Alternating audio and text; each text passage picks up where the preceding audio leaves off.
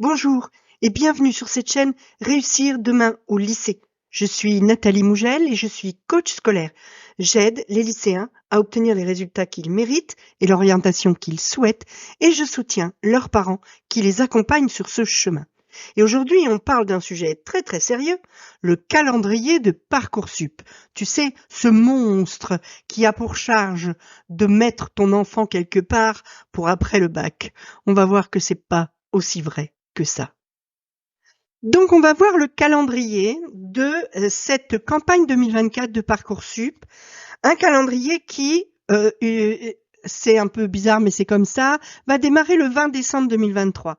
C'est la date à laquelle Parcoursup va ouvrir en tant que site d'information et la plateforme va se mettre à jour avec les données de la campagne 2024, avec les formations disponibles pour cette campagne 2024, avec la carte donc de ces formations et avec les indications de spé que les formations souhaitent, de qualité que les formations recherchent, et puis aussi les informations chiffrées sur comment s'est passée la campagne 2023 pour chacune de ces formations. Combien de gens ont postulé, combien de gens ont été pris, à quelle place, etc. Ce qui permet d'avoir une idée de la sélectivité de la formation et des chances que tu as d'être pris dans ces formations. Donc c'est un moment de recherche à partir du 20 décembre, là, qui va démarrer. Tu peux aller voir sur la carte interactive les formations qui sont près de chez toi, les endroits où il y a une formation donnée que tu souhaites faire, etc.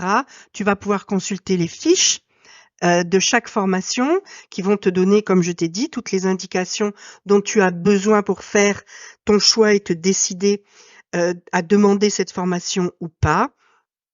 Donc c'est quand même une phase importante. C'est une phase de mûrissement, de maturation, je ne sais pas comment on peut dire ça, mais en tout cas c'est un moment où tu avances encore dans ta réflexion grâce à des données précises qui sont fournies par la plateforme. Et c'est là que je voudrais quand même faire une précision. C'est que Parcoursup, ça fait peur à beaucoup de gens. Il y a beaucoup de gens qui disent ah ouais, Parcoursup c'est un espèce d'ogre là qui mange nos enfants et qui les affecte dans des trucs complètement random et on choisit pas et on est victime du système, etc. Je ne pense pas que ce soit vrai pour une raison très simple, c'est d'abord que je pratique cette plateforme depuis qu'elle existe avec mes élèves et ce que moi je peux dire de cette plateforme, c'est que ce n'est qu'un outil. C'est un outil et comme tous les outils, il faut savoir comprendre cet outil et l'utiliser correctement. À partir du moment où tu le comprends et où tu l'utilises correctement, il te rend le service qu'il doit te rendre. Évidemment que si tu veux planter un clou avec une cuillère, ça va pas bien marcher. Avec un marteau, bien tenu, dans le bon sens, tu vas planter ton clou très facilement. Et ben, Parcoursup, c'est pareil. Donc, dans les semaines qui viennent, je t'invite à notamment t'abonner à mes mails, à me suivre sur Instagram, parce que je vais mettre beaucoup d'énergie à aider les élèves qui le souhaitent et les parents qui veulent aider leur enfant à réussir la gestion de cette plateforme Parcoursup, à comprendre et utiliser l'outil. Et en tout cas, entre le 20 décembre 2023 et l'ouverture véritable de la campagne, je t'invite à utiliser cette phase pour bien te préparer à bien faire tes vœux et bien remplir ton dossier. Tu vas pouvoir commencer à faire tes vœux et remplir ton dossier à partir du 17 janvier. Le 17 janvier 2024, la plateforme va ouvrir. Tu vas créer ton dossier, tu vas commencer à faire des vœux, tu vas commencer à remplir les rubriques, etc. Tu peux faire des vœux, changer tes vœux, en supprimer, en rajouter, etc. jusqu'au 14 mars. 14 mars, c'est terminé. Plus de vœux nouveaux. Tu n'as plus le droit de formuler de nouveaux vœux. Tu peux en enlever, mais pas en rajouter. Par contre, tu peux continuer à remplir la rubrique centre d'intérêt, activité. Tu peux continuer à créer tes lettres de motivation, puisqu'il semblerait que ce qu'on appelait jusqu'à maintenant le projet de formation motivée va changer de nom. C'est pas encore officiel, je préviendrai quand ce sera officiel, mais c'est vraiment très très fort comme rumeur. Ça s'appelait projet de formation motivée, ça va s'appeler lettre de motivation, et du coup, ça ne sera plus obligatoire pour les formations non sélectives, notamment les licences. Ce qui va alléger quand même un petit peu la constitution des dossiers. Alors tu peux en faire une si tu veux, hein, et pour certaines facs, il vaudra peut-être mieux en faire quand même, notamment certaines facs de droit, certaines, etc., où il y a quand même une sélection.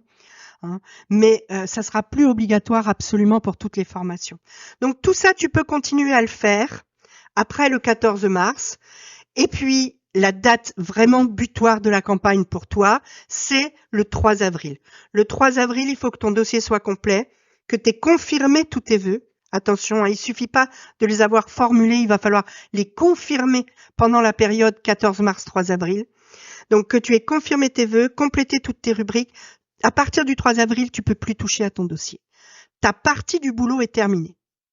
Tes dossiers partent dans les formations que tu as demandées et les formations commencent à se réunir en commission, etc.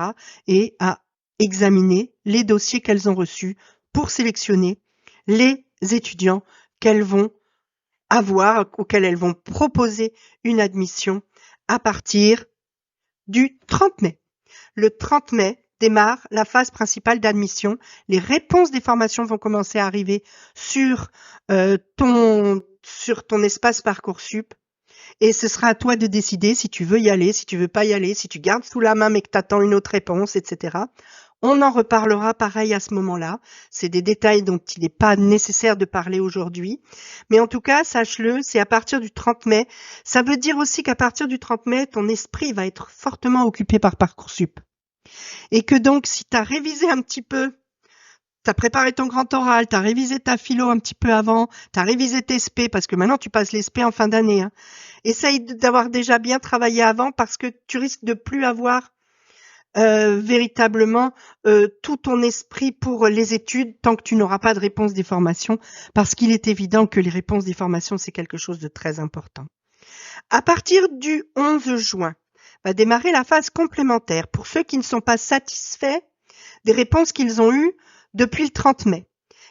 C'est la possibilité de formuler de nouveaux vœux sur des formations dans lesquelles il reste de la place, dont la liste sera publiée sur la plateforme, de façon à se donner plus de chances d'obtenir une formation en bout de course.